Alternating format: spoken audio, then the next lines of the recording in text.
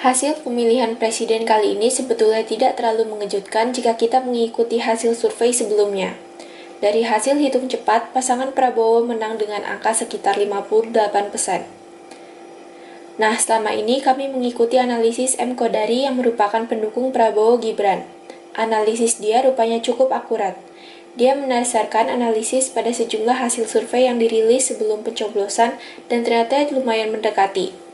Ada video menarik mengenai hal ini. Yuk kita simak ya.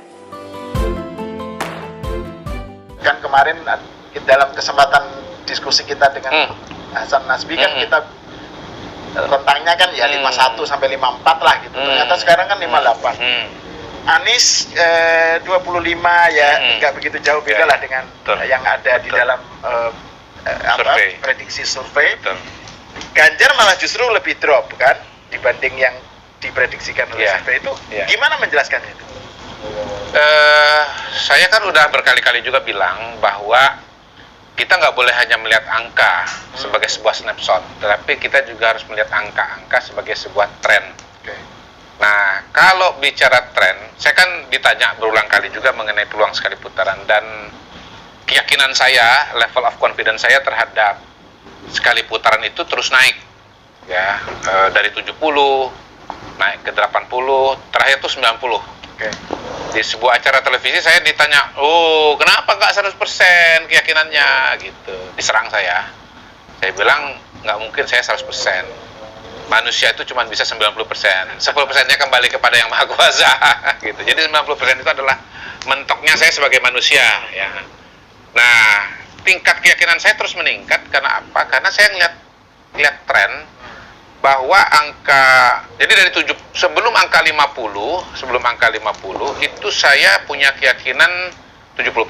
Maksudnya sebelum paslon 2 minta angka 50 dalam hasil betul. Tetapi itu meningkat menjadi 80 ketika saya lihat survei-survei di awal atau pertengahan Januari, mungkin pertengahan Januari itu trennya masih terus naik. Trennya masih terus naik. Belum 50%. Terakhir saya menjadi 90% karena sudah tembus angka 50%. Udah 51, 52, dan waktu itu kita sampai pada tahap untuk memprediksi suara. Saya kan hitungan sebetulnya sangat konservatif. Jadi sekali lagi saya secara ekspresi itu sangat optimis, tapi sebetulnya secara hitungan saya sangat konservatif. Cautious, optimis. Optimis yang berhati-hati. Betul. Nah, saya mengatakan kalau lihat tren, maka angka 52 ini kalau tambah 3%, maka angkanya itu 55. Nah, 3% nambah ini bisa dari dua kacamata. Pertama, margin of error, ya. Tapi bisa juga pengalaman tahun 2009. Tahun 2009 SBY Budiono itu bertarung dengan 2 paslon. Jadi totalnya 3 paslon. Jadi Pilpres itu kalau berdasarkan kandidat paling mirip 2024 ini dengan 2009. Karena jumlah calonnya ada 3 pasang pada waktu itu. Waktu itu Pak SBY dari survei saya yang terakhir kira-kira 10 hari sebelum coblosan, miriplah dengan teman-teman yang kemarin publikasi kan, itu kan data collectingnya kan maksimal tanggal berapa, tanggal 4, tanggal 3, tanggal 5 gitu. Temuan saya waktu itu 63. Finalnya hasil KPU adalah 60%. 60%, jadi turun 3%. Jadi saya waktu itu punya angka bahwa kalau naik turun anggaplah angkanya 3% selama 10 hari itu gitu. Jadi saya kalau bicara pahitnya saya bilang ya kalau ikut tren 2009 maka angka ya 52 ini bisa jadi angka 49 gitu dan tidak 50%. Dan itu saya sampaikan kepada relawan-relawannya Pak Jokowi, kan kepada teman-teman Jokowi yang mendukung pasangan 02 bahwa ini tren udah bagus, angka sudah bagus karena sudah tembus angka psikologis 50% itu, tetapi saya bilang kalau kita bicara tren 2009 ini bisa turun 3%. Walaupun sekali lagi saya yakin bahwa kalau melihat trajektori ini masih naik, saya belum melihat titik berhentinya. Itulah analisis hasil hitung cepat saat ini sesuai hasil survei sebelumnya. Selanjutnya mari kita simak penjelasannya secara kualitatif. ada sesuatu fenomena yang juga menarik buat kita dan banyak diperbincangan juga, dan kayaknya Mas Hal juga menemukan atau mendengar itu juga di dalam proses penemuan Mas Hal sendiri gitu, bahwa ternyata pendukung 02 ini masuk kategori silent majority. Nah, ada dua jenis silent majority. Pertama itu silent majority adalah kalangan masyarakat menengah ke bawah yang suaranya nggak tampil di media, nggak tampil di publik gitu.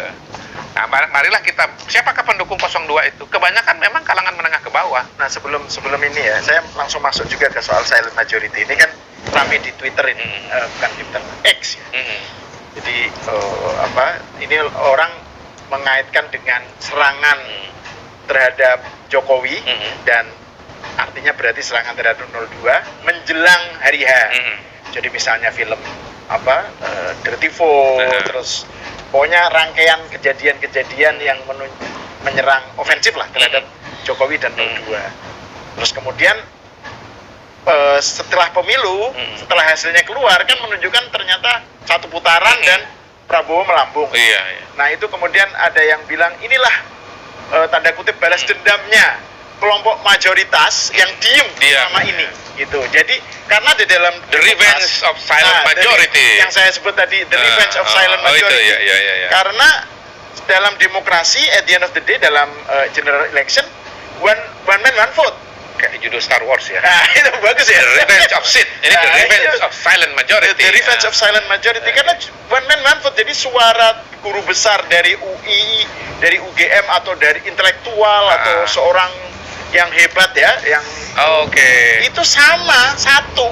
Oh, gini. Dibanding suaranya misalnya pemulung atau tukang becak atau apa, dan mereka nggak ngomong gitu. Jadi inilah cerminan dari ini ekstrimnya begitu. Kalau begitu, istilah the revenge of silent majority ini saya bagi dalam dua kategori, sosiologis dan psikologis.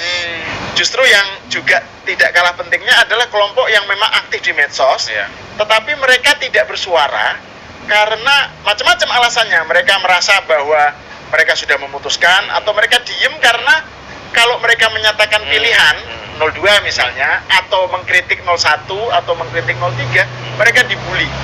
Jadi mereka di tengah gencarnya misalnya film Dirty Vote, terus serangan terhadap Jokowi dan Prabowo 02, mereka tidak menyatakan apa-apa gitu. Kesannya nggak ada suaranya, diem aja. Nah, hari H pemilu itu kayak mengekspresikan diri gitu loh. Inilah kami. Kami ada dan kami lebih banyak. Gitu. Jadi itu kayak itu yang maksud saya adalah silent majority dalam kategori psikologis itu. Jadi secara psikologis mereka itu memilih untuk tidak bersuara atau takut bersuara. Nah, contohnya sebetulnya nggak usah jauh-jauh. Kalau saya ya, kami punya grup WA keluarga besar di mana kami punya uak paling tua itu seringkali mengeluarkan atau memposting konten-konten yang menyerang Pak Jokowi. Di dalam itu kan ada ponakan-ponakan, ada yang jauh lebih muda dibandingkan dengan beliau, yang istilahnya beliau batuk aja nggak berani ngomong ya mereka kan, terutama ini Uwa ini kan udah senior banget waktu mereka ini masih kecil-kecil. Jadi ya setelah mereka ini pun sebetulnya udah dewasa, udah punya anak juga sungkan gitu loh sama Uwa ini. Nah, saya kira silent majority dalam pengertian psikologis ini memang ternyata banyak. Dan sebetulnya ini bisa dijelaskan dengan karakteristik pendukung 01 dan 03 yang cenderung militan. Dan saya kira memang air bah suara itu airnya baru tumpah ya pada waktunya di ruang yang tertutup gitu. Uwa ini kan nggak tahu. Nggak bisa melihat di kotak suara. Nggak bisa ngecek kan? dia, ya kan? Ya, beliau ini kan di tempat yang berbeda kotanya tinggal dengan kita, dan kalaupun dia di kota yang sama kan dia nggak bisa ngelihat di surat suara. Jadi silent majority psikologis ini itu sebetulnya besar gitu.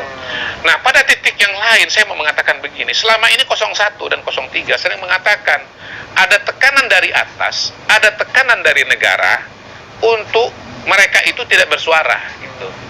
Tapi sebetulnya dalam prakteknya mereka juga merupakan opresor. Opresor kepada warga negara yang lain, fellow citizen yang notabene nggak seperti mereka. Begitulah penjelasan mengenai hasil sementara Pilpres sesuai hitung cepat. Terima kasih sudah menonton sajian kami. Sampai jumpa lagi.